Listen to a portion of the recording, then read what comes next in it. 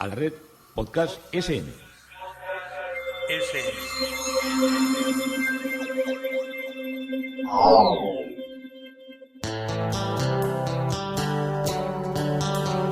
Historia con sentido.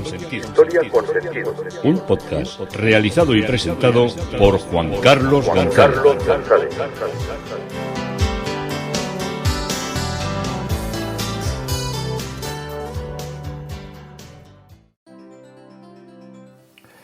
Un saludo a cuantas personas me siguen a través de las redes sociales, de Facebook, de Twitter, de mi página web Historia con Sentido. Yo soy Juan Carlos González y un día más encantado de acercaros una página de la historia. Hoy el tema propuesto es Ana de Gran Bretaña. Seguimos avanzando en lo que es el discurso de esta historia de Inglaterra que nos está acompañando durante una serie de capítulos que se están haciendo vivamente interesantes.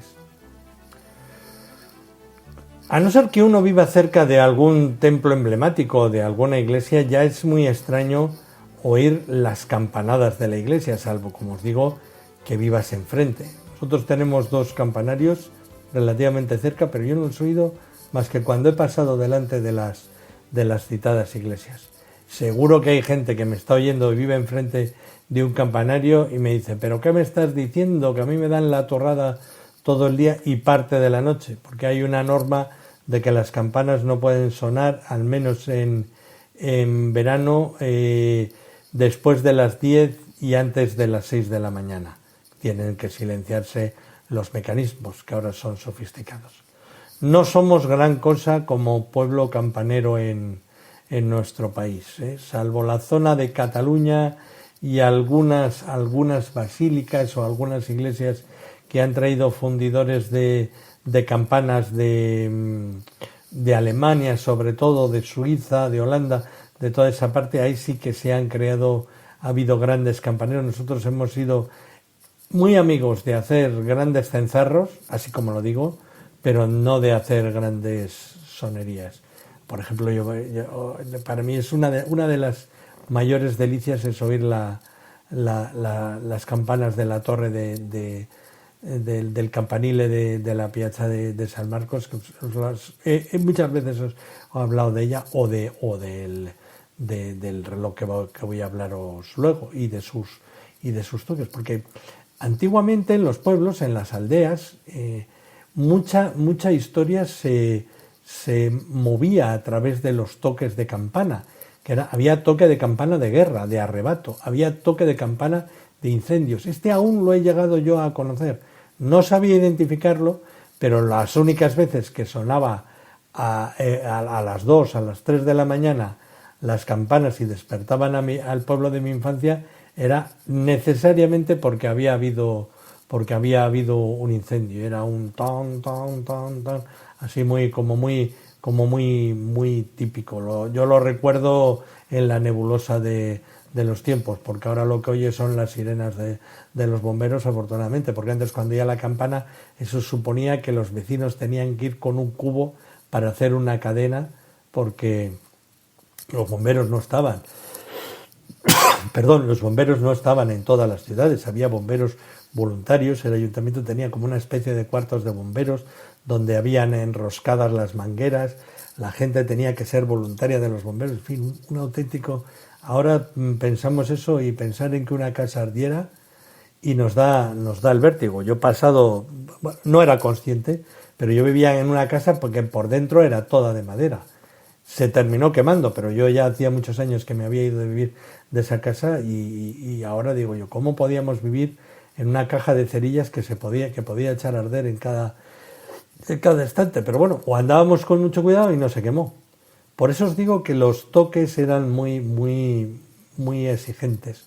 Y también la puntualidad del reloj. Por ejemplo, los relojes siempre tenían, antiguamente, ahora ya va todo con el móvil, va con una precisión milimétrica, no, con la precisión clavada.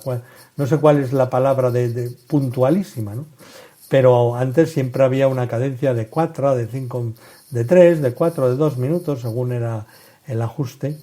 y tenían que engrasar, tenían que dar cuerda a los relojes. Había el sacristán de las parroquias, que era el que tenía que subir al campanario, le veías rectificaban hacia las 12 del mediodía todos los días. Si había un poco de descuadre, yo les veía que subía, entraba, porque como teníamos enfrente la iglesia del colegio, y decíamos, iba el sacristán a poner el reloj en hora. Fijaros, todos los días a poner el reloj en hora. Y le veíamos ahí, sabíamos exactamente entre cuando entraba a la iglesia y subía la escalera de madera y se situaba detrás del reloj, lo teníamos tan medido ese espacio de tiempo. Os digo, tan medido. Los jóvenes, los críos, no teníamos reloj, aunque ahora os pueda sonar esto extraño. Yo tuve reloj cuando tendría 13, 14 años, antes no tenía reloj. Y yo, ¿por qué no tengo reloj? Pregunta la hora, te decían. Y era típico preguntarle a un señor, oiga, ¿qué hora tiene? Oiga, ¿me dice la hora? Cosas que ahora casi nos sonrojaríamos. Pero para reloj emblemático, pues el que estamos viendo, el de Londres, el Big Ben, ese gran atractivo que tiene el Parlamento en su exterior, cuyo nombre, como os dije, viene de una de las campanas, que es el gran Benito, y esta torre además es el reloj de 4 caras más grande del mundo, y también pues es famoso, como os digo, por la fiabilidad, por ser ya un símbolo de la ciudad y un símbolo del país por excelencia. Se puede visitar, pero es muy difícil porque hay mucha lista de espera, no puede subir mucha gente, y como ahora están poniendo un ascensor, eso sí, ahora me imagino que ahora le empezarán a sacar dinero, harán la entrada, se subirá, se bajará, y en esto los ingleses son muy, muy expertos. Desde allí se ve la abadía de Westminster, el acuario de Londres, la noria, la torre, el puente de la torre, todo lo que se pueda uno imaginar se tiene que ver desde allá arriba, pero es difícil subir. Algunas de las curiosidades: la campana mayor pesa 2,5 toneladas y tardaron 30 horas con garrucha, o sea, con un diferencial, en subirla a lo alto de la torre. La torre del Big Ben es de estilo neogótico y fue terminada en 1859 como parte del nuevo Parlamento, al quedar el antiguo destruido en un incendio en 1834. Y su diseñador fue Augustus Pugin. El comienzo de su construcción coincidió con la subida al trono de la reina Victoria. También durante la Segunda Guerra Mundial un bombardeo alemán dañó 2 de sus esferas y una parte de la torre se desplomó hacia lo que es la Cámara de los Comunes, destruyéndola. Pero a pesar de ese incidente, el reloj siguió funcionando con precisión y dando las campanadas durante todos los días que fueron los bombardeos. En la base de cada esfera del reloj hay una frase en latín que dice: Domine salvum fac regina nostra victoriam primam. Dios guarde a nuestra reina, la reina Victoria I. Debido a ciertas condiciones del terreno sobre el que se levanta, entre ellas las obras de la extensión de la línea del metro de Jubileo, el Big Ben tiene una ligera inclinación hacia el noroeste y ha sido desplazado casi medio metro. Desde el 26 de junio del año 2012, la fachada del Jubileo, que es la fecha, no la fachada, digo yo la fachada, la fecha de Jubileo de diamante de la monarca británica, la torre tiene un nuevo nombre, el de Elizabeth Tower, para conmemorar los 60 años en el trono de la reina Isabel II.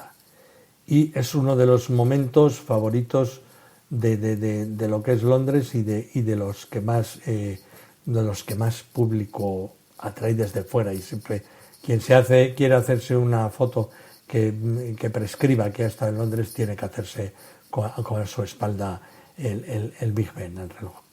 Y continuamos con Ana de Bretaña, que oiría muchas veces, no este reloj, sino el reloj que había en aquel tiempo en el Parlamento. Ana, nacida el 1 de agosto de 1714 en Londres, reina de Gran Bretaña y de Irlanda, entre 1702 y 1704, fue la última monarca de la dinastía Stuart.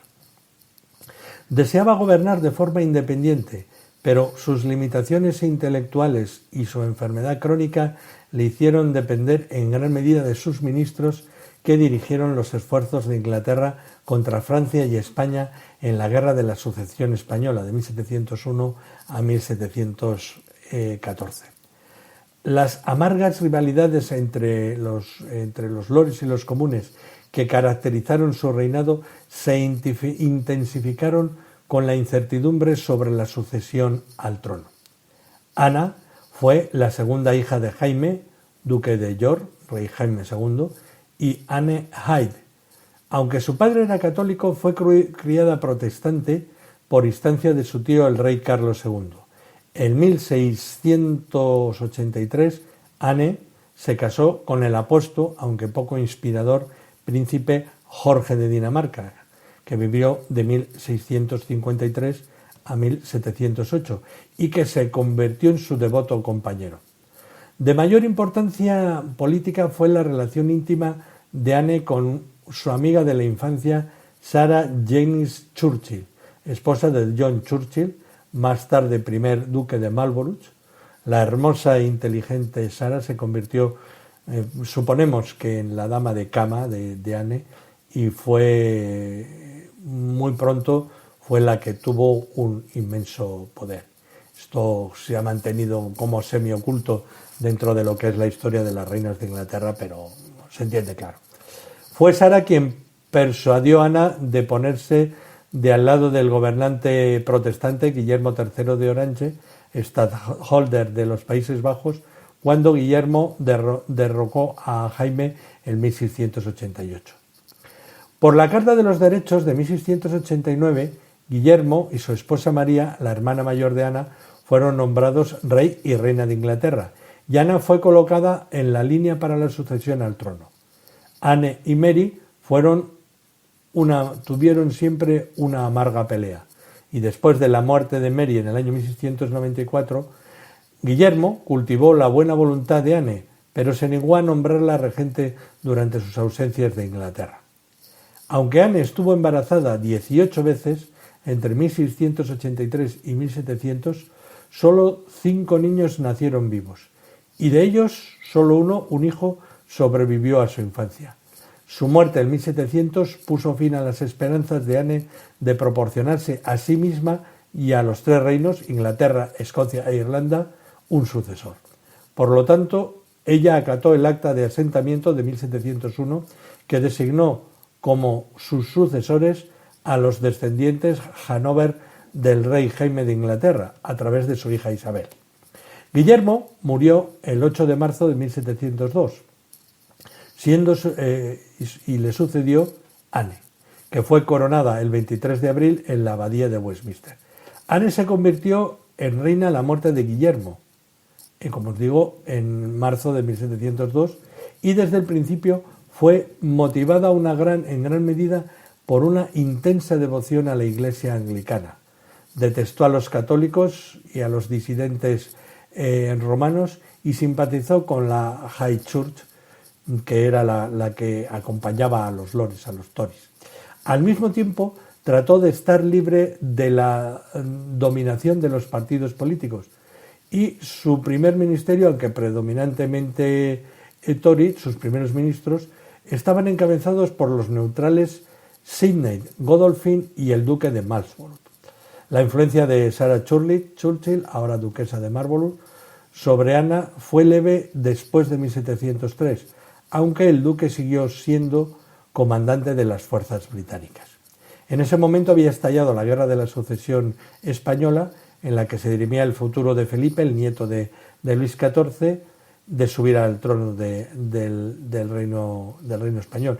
Y aunque Felipe había sido nombrado sucesor en el testamento del anterior rey de España, Carlos II, muchos de los países europeos se habían opuesto, temían que la Casa de Borbón acumulara demasiado peso en España. El testamento incluyó una cláusula en la que estipulaba que Felipe debía renunciar a sus derechos al trono de Francia, pero Luis XIV no temía aceptar esta condición, que creía que podía anular en caso de que varios de sus herederos muriesen. No se trataba desde luego de una preocupación infundada. La viruela había matado a la mayoría de la familia real francesa poco antes de su muerte en 1715, dejando el trono a su bisnieto de 5 años, Luis XV. Inglaterra también había sido amenazada por Luis XIV, al ser proclamado Jacobo Estuardo, el viejo pretendiente, como Jacobo III de Inglaterra a la muerte de Jacobo II. Por lo tanto, Inglaterra apoyó las demandas del rival de Francia, el archiduque Carlos de Habsburgo, el primo austríaco del difunto rey español. La guerra de sucesión afectó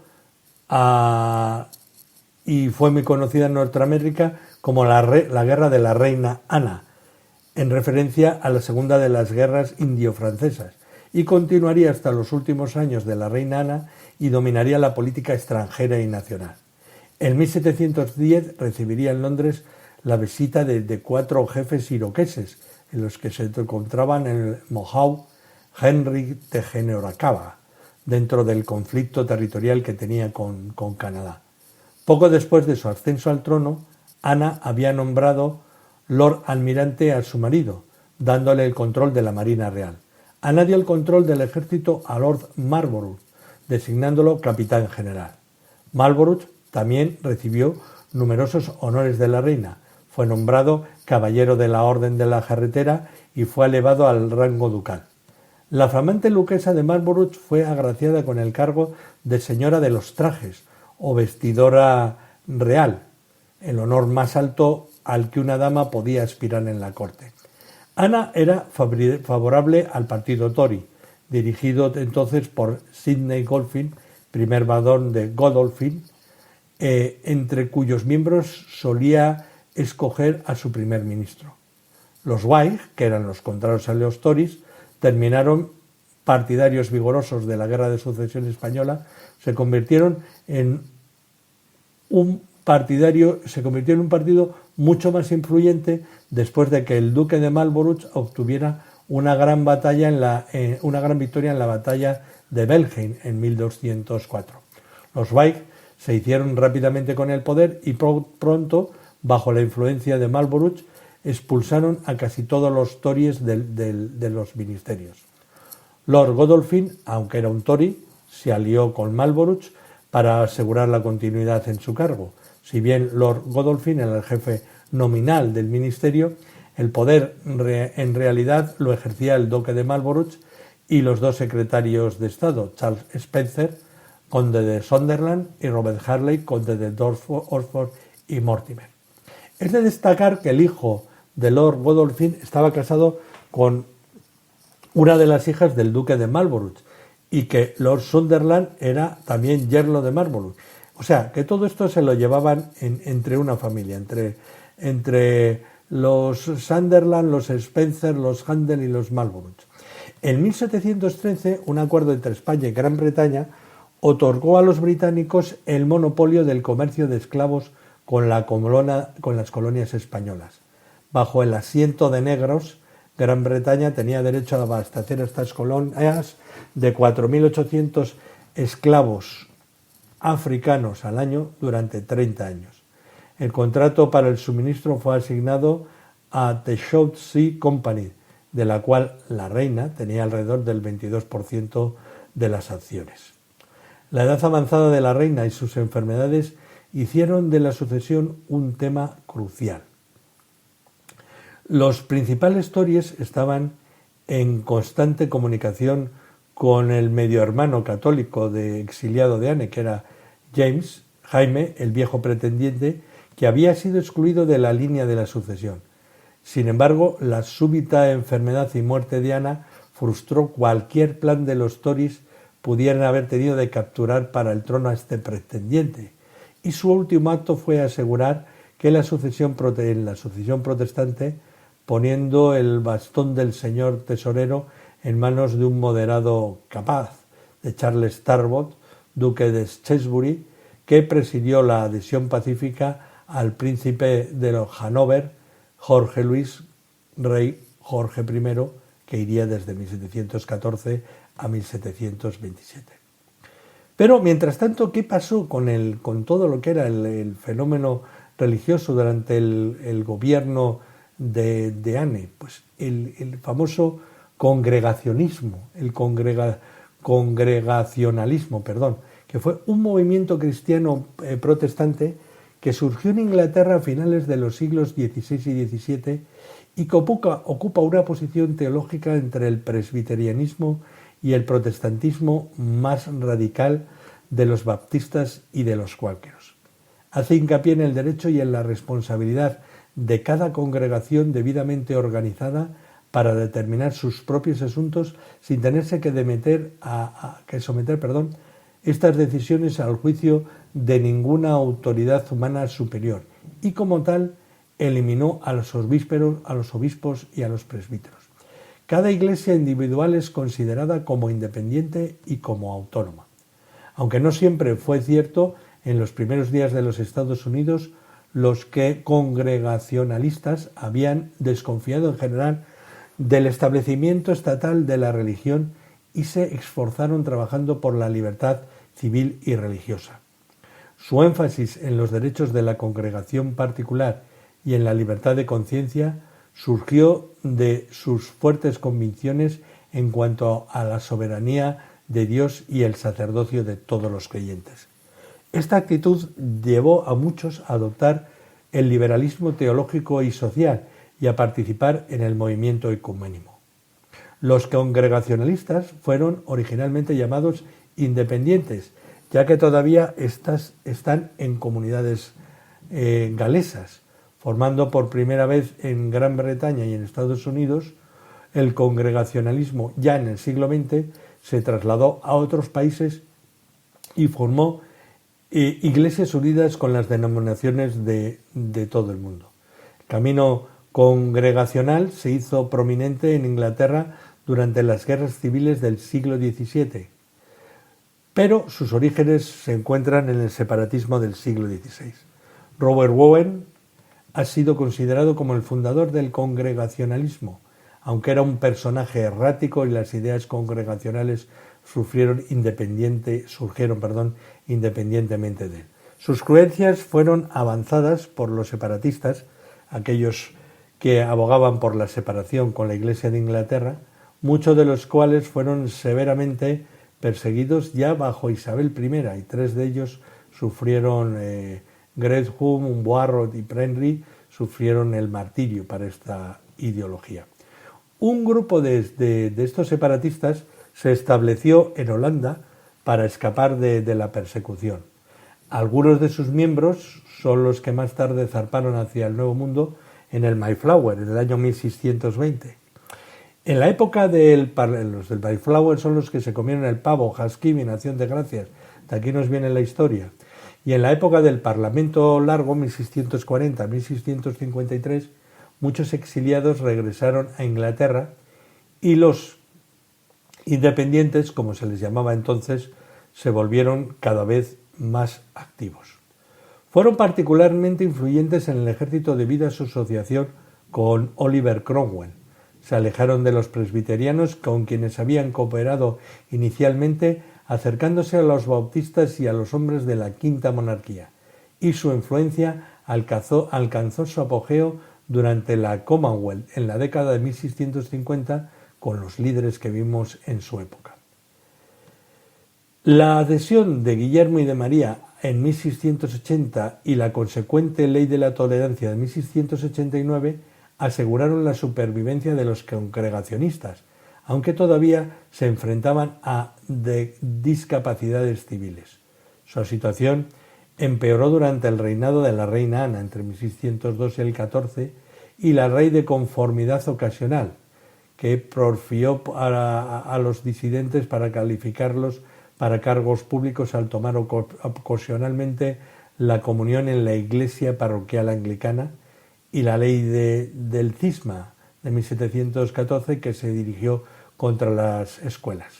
La muerte de Ana en 1714, antes de que la ley del cisma pudiera ser plenamente implementada, fue considerada providencial por los disidentes. Apoyaron al nuevo rey que iba a llegar y el nuevo régimen, Jorge I, y el ascenso de los White, y durante los siguientes 50 años disfrutaron de una modesta prosperidad. La mayoría de ellos pertenecían a los sectores económicamente independientes de la sociedad y vivían en Londres y las ciudades provinciales más antiguas.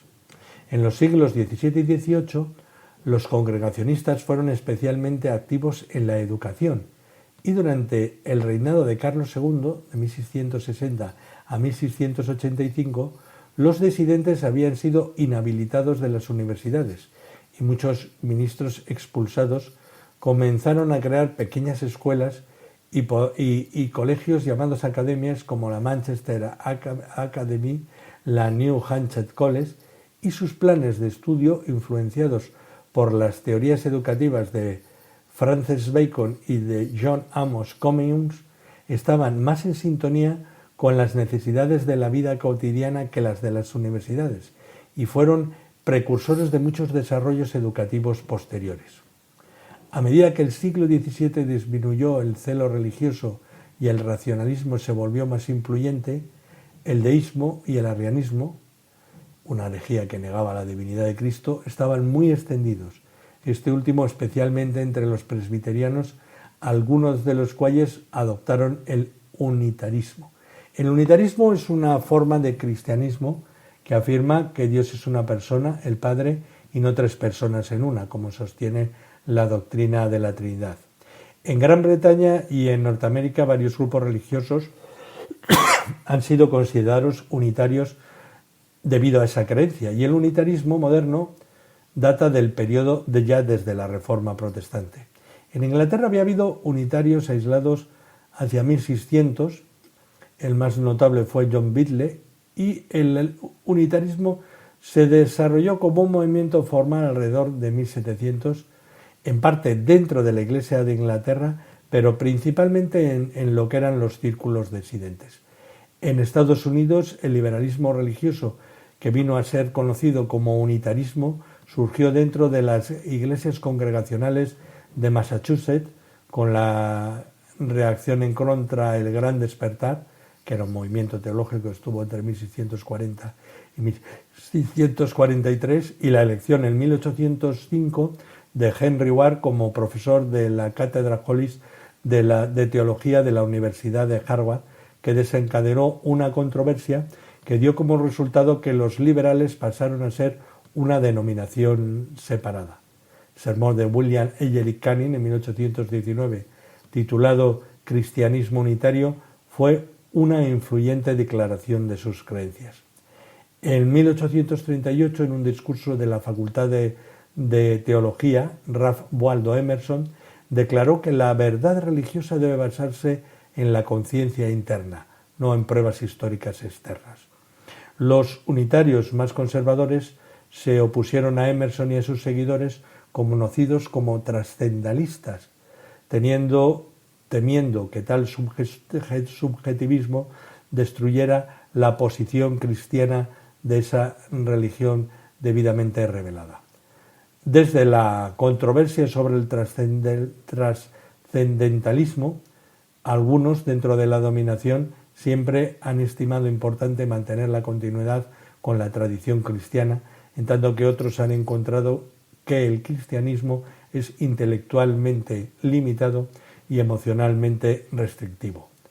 Dobdry, ministro de Northampton, que era teólogo, pastor, reformador social y educativo, marcó el movimiento como autor del clásico devocional El ascenso y el progreso de la religión del alma, publicado en 1745.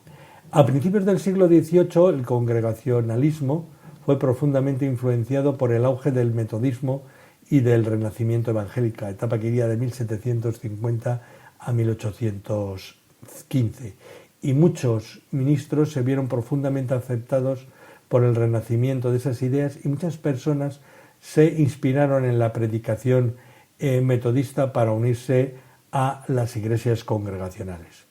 Así, el gran evangelista que fue George Blindfield tuvo estrechas relaciones con el congregacionismo, y muchas de las iglesias fundadas por Selina Hastings, la condesa de Huntingdon, una figura destacada en el Renacimiento evangélico, han tenido una conexión de larga relación con el congregacionalismo.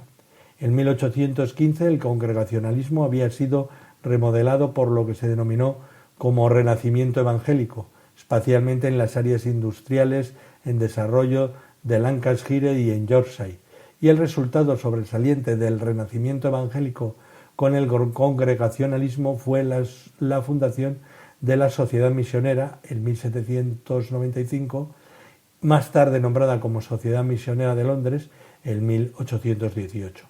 Su propósito no era necesariamente difundir el congregacionalismo, sino proclamar el Evangelio en una sociedad misionera en Londres que iba a implantar en muchos lugares de Europa la lectura en lo que era la lengua local de cada una de las comunidades que seguían a Jesucristo en lo que era el territorio europeo.